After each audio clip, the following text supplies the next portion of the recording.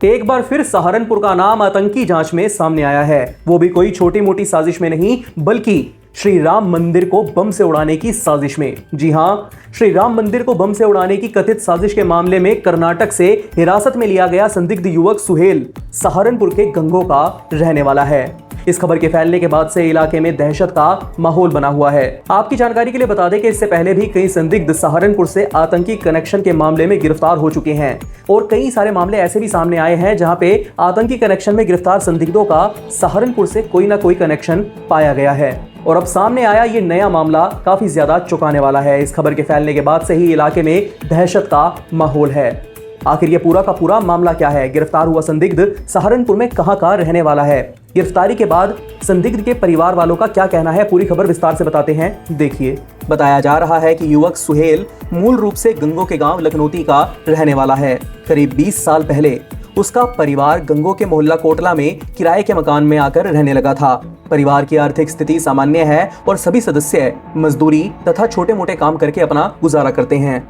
सुहेल के पिता लियाकत के मुताबिक उनके परिवार में कुल 10 बच्चे हैं। 6 बेटियों की शादी हो चुकी है।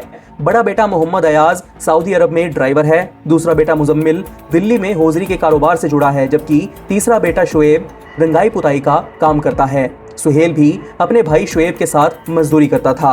परिजनों का कहना है कि 6 जून को सुहेल अपने भाई शुएब के साथ एक ठेकेदार के माध्यम से रंगाई पुताई का काम करने कर्नाटक गया था। बाद में उन्हें सूचना मिली कि वहां पर जांच एजेंसियों ने सुहेल को हिरासत में ले लिया है। पिता लियाकत का कहना है कि उन्हें अपने बेटे की किसी भी संदिग्ध गतिविधि की कोई जानकारी नहीं थी। लियाकत जी, आपके बेटे की एड्रेस में पकड़ा है, क्या पूरा मामला?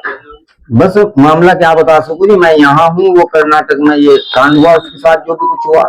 कब गया हुआ था, क्या कार्य था? वो 6 जून में यहाँ से गए थे दोनों भाई,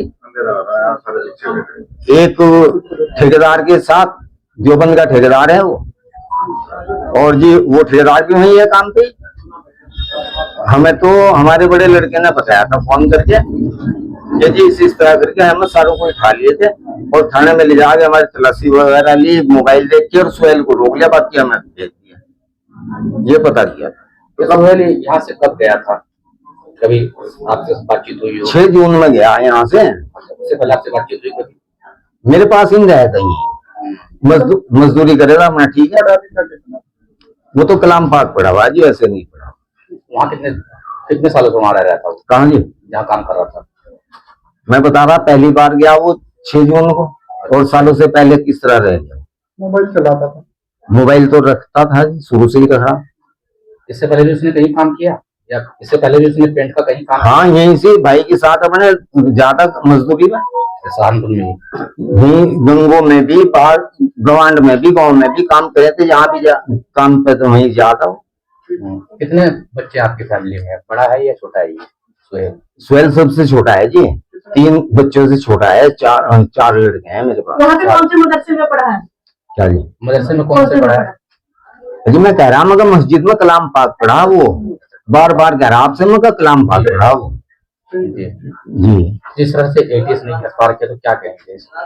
मैं क्या कहूँगा जी, उनकी मर्जी, गिरफ्तार कर लिया वहाँ उन्होंने, मैं क्या कह सकता हूँ। मैं तो यहाँ बैठा हूँ। तो कभी ऐसा लगा नहीं कि मैं किसी से बात करता हूँ, कोई बात बता रहे हैं? अजी नहीं, मेरा बच्चा गलत नहीं है, कोई सा भी बच्चा गलत नहीं। मेरे बच्चों का रिकॉर्ड पूछो तुम कहीं से कहीं तक भी, अगर कोई एक आदमी भी गलत बता दे तो मैं जिम्मेदार हूँ। बता रहे कि भाई हथियार भी मिले उसके पास से, कुछ ही बता दो जी, तो चाहे उसके पास से तुम मिल जाओ। मजा है जी, किराए पे है जी ये तो हमारे पास जी। परिवार का दावा है कि वह पहली बार इतनी दूर काम करने गया था। इससे पहले वो गंगो और आसपास के इलाकों में ही मजदूरी किया करता था। उधर जांच एजेंसियां अब सुहेल के मोबाइल फोन, सोशल मीडिया गतिविधियों, ऑनलाइन संपर्कों और उत्तर प्रदेश समेत अन्य राज्यों में उसके संभावित नेटवर्क की जांच कर रही है। इसी बीच एक और दावा सामने आया है। सुहेल के बड़े भाई मुजम्मिल का कहना है कि सुहेल की वास्तविक उम्र करीब 17 साल है, लेकिन कर्नाटक में काम दिलाने के लिए आधार कार्ड में कथित रूप से उसकी उम्र 3 साल ज्यादा दर्ज कराई गई। परिवार का आरोप है कि ऐसा इसलिए किया गया क्योंकि संबंधित कंपनी 20 साल से कम उम्र के लोगों को काम पर नहीं रखती थी। हालांकि इस संबंध में अभी तक जांच एजेंसियों की ओर से कोई आधिकारिक पुष्टि नहीं की गई है। इस मामले पर एसपी देहात मयंक पाठक का कहना है कि कर्नाटक में सहारनपुर निवासी एक संदिग्ध युवक को हिरासत में लिए जाने की सूचना मिली है। स्थानीय पुलिस भी अपने स्तर पर जांच कर रही है और ये पता लगाया जा रहा है कि युवक का स्थानीय स्तर पर किसी तरह का कोई लिंक तो नहीं था। फिलहाल इस पूरे मामले की जांच एनआईए, एटीएस और स्थानीय पुलिस द्वारा की जा रही है। अभी तक जांच पूरी नहीं हुई है, इसलिए किसी भी निष्कर्ष पर पहुंचना जल्दबाजी होगी। जैसे ही इस मामले में कोई आधिकारिक अपडेट सामने आता है, हम आपके साथ जरूर साझा करेंगे। फिलहाल के लिए इस खबर में इतना ही।